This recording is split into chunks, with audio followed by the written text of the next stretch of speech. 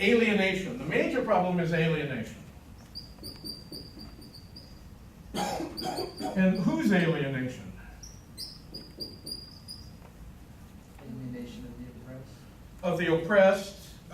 And in Marx's time, that role was filled by Basically factory workers, by the proletariat. Okay, and we said that there are four distinct focuses of this alienation, which are what? What kind of alienation? Alienation from, the act of working. okay, so from number one, the act of working. Why would that be true?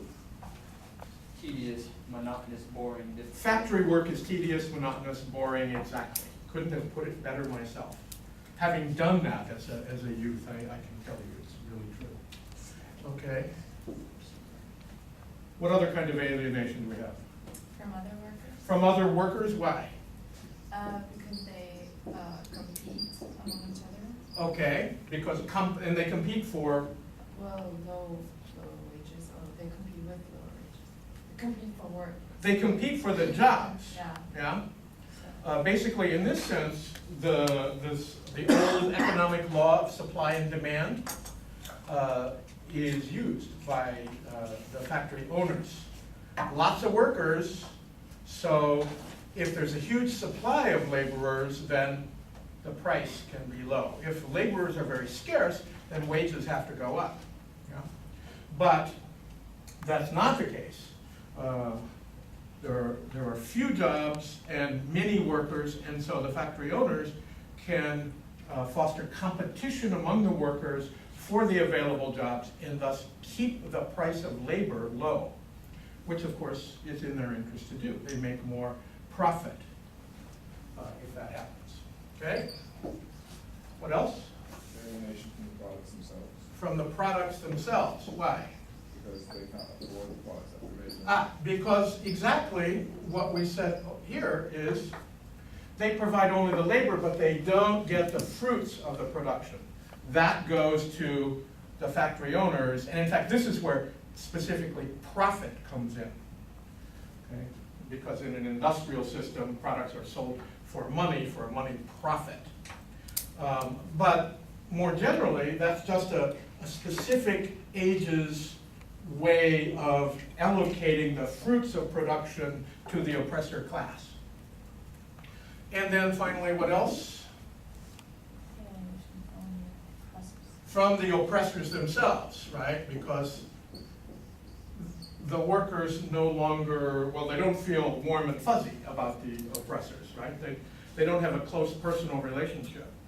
And in fact, in the pre-industrial era, when skilled craftsmen produced the products in workshops under the apprenticeship system, there was a close personal relationship between workers and the bosses.